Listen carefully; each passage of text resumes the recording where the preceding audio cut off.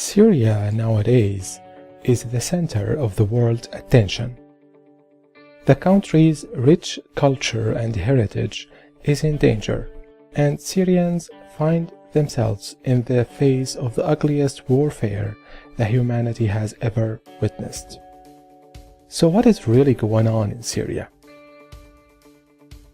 Mass media assumes it's a civil war, which was triggered by the so-called Arab Spring.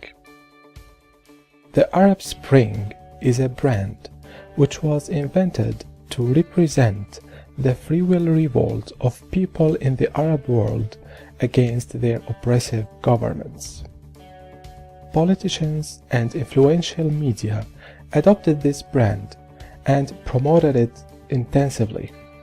The campaign used elements of exaggeration, hate, anger, and grudge to paint an image of what people want. This resulted in the collapse of governments in Tunisia, Libya, Yemen, and Egypt, while other countries like Iraq, Lebanon, Sudan, and Palestine were already preoccupied with their internal problems.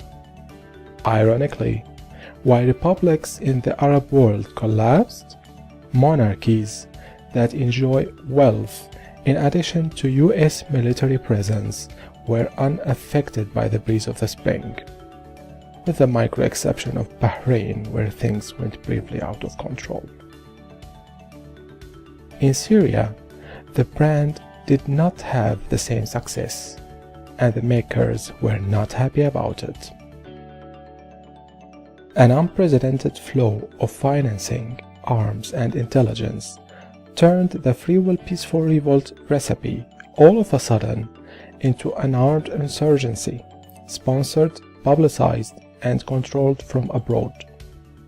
The upgraded campaign mainly targeted uneducated Syrians in poor areas and villages with misleading information and promises.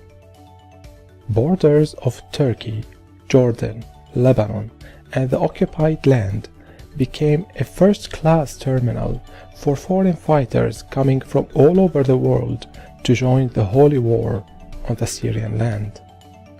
In addition to building refugee camps to complement their bad intention, Turkey and monarchies of Jordan, Qatar, and Saudi Arabia, under the wing of the United States, established training camps for insurgents and foreign fighters for the war against the Syrian state.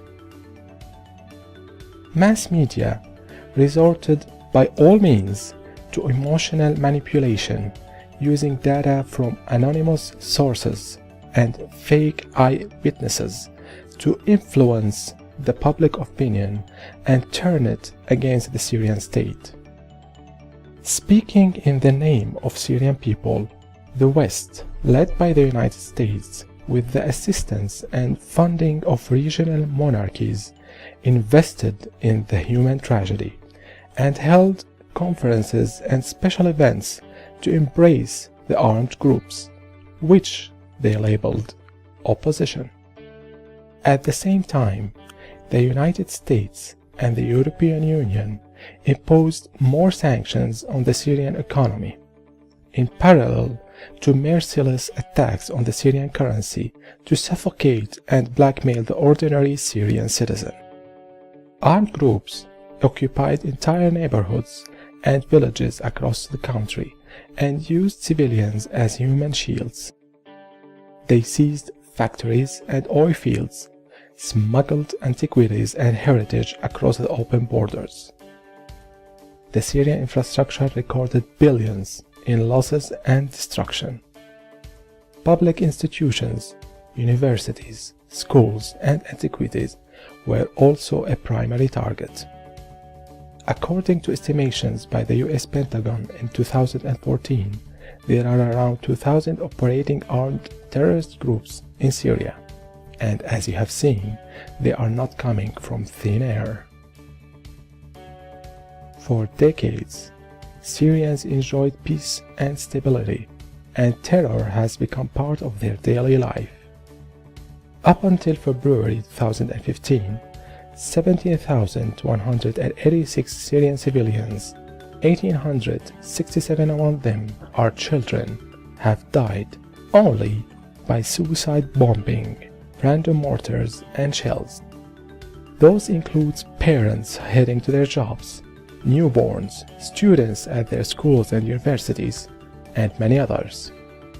Due to the US and European Union sanctions, Syrians are living without power for more than 16 hours per day, and the Syrian pound has lost more than 70% of its original value.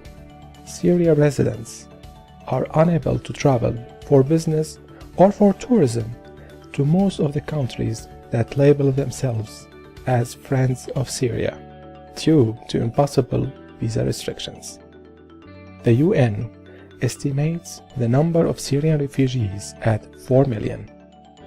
While it's investing heavily on media campaigns, weapon sales, funding and training, the United States hosted only 500 of them. In their war on Iraq, the United States and its allies killed more than 1 million Iraqis over false pretexts. Do you see a pattern here? This is not a civil war. This is constructive chaos, proudly made in USA.